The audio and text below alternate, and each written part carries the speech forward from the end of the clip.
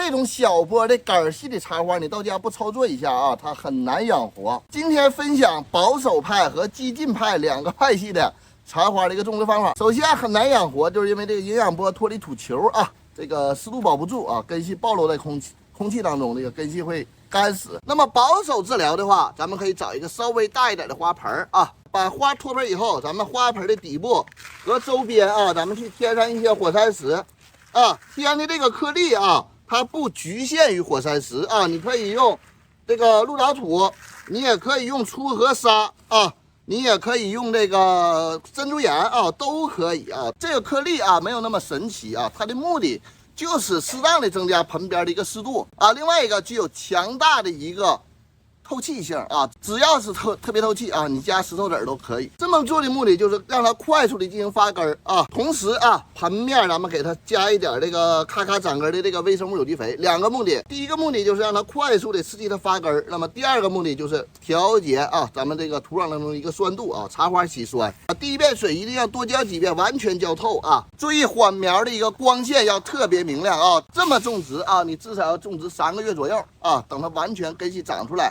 那么再进行一次换盆啊，前期就是坚持每天浇水，这个别怕它闷根啊，闷不了啊，太透气了。那么激进治疗法啊，咱们就洗根是吧？把周边的土给它冲掉啊！注意啊，茶花洗根，洗完以后不要去晾啊，晾完就死了，直接就挂了啊。那么同样的啊，咱们换盆的时候，花盆不要太大啊，它能够塞进去圆土球，那么就 OK 啊。如果花盆相对来说比较深的话，底部也可以垫一些陶粒或者是火山石的都 OK。常规的家底土啊，我用的还是咱们的种茶大货土啊。首先茶花喜酸，它 pH 值酸性。那么第二个，这个土啊特别松软啊，排水性特别好，保水能力也足够啊。那有人说用不用加底肥啊？咱们这种茶大货土里边啊，它的有机质、腐殖质含量非常高啊，后期释放养分能力比较强啊。你一般情况下不用加底肥。如果说你有肥啊，加底肥加到哪儿？加到底部的位置啊，不要太高，不要接触根系，是吧？泡完以后啊，根系分散，咱们要注意啊，把根系梳理开，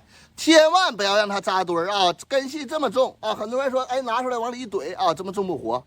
是吧？根系分散啊，先把底部的根系啊给它塞上啊。你也可以用土给它撒一撒啊，让根儿这个栽一点土，是吧？这样根儿土贴合的更好啊。洗根儿的最主要的就是根土的一个贴合度啊。然后啊，咱们铁砂掌也好，这个一阳指也好，是吧？周边土往下摁啊，给它塞实。你不要说使劲吃奶的劲儿都给它塞出来啊，这么太使劲啊。塞实的目的是周边土给它填上啊，不要让它有大的空洞啊！你有大的空洞，那么这时候根系暴露在空气当中，这个根系它会晾干晾死啊。所以说要让什么根系充分的接触到土壤就 OK。往下塞一塞，没有空洞，没有明显的说你一插手指头刮一下下去了，手指头下去了啊，那个就是太虚啊。盆面土不要盖得太厚啊，浅埋浅种。室内养花浅埋浅种啊，那么咱们咔咔长根的微生物有机肥啊，同样的啊，咱们给它撒在盆面一些，然后第一遍的定根水要完全透，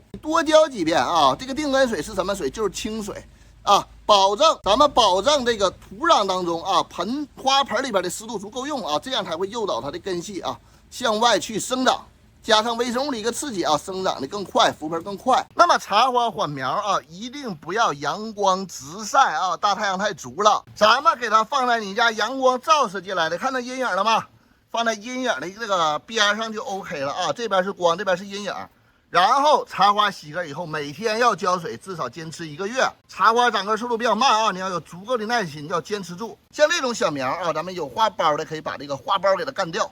啊，不要让它去开花，这个消耗太多的养分啊。前期第1年，那么就是养根养叶啊，第1年啊1年，第2年再让它开花。你别忘了点赞关注啊。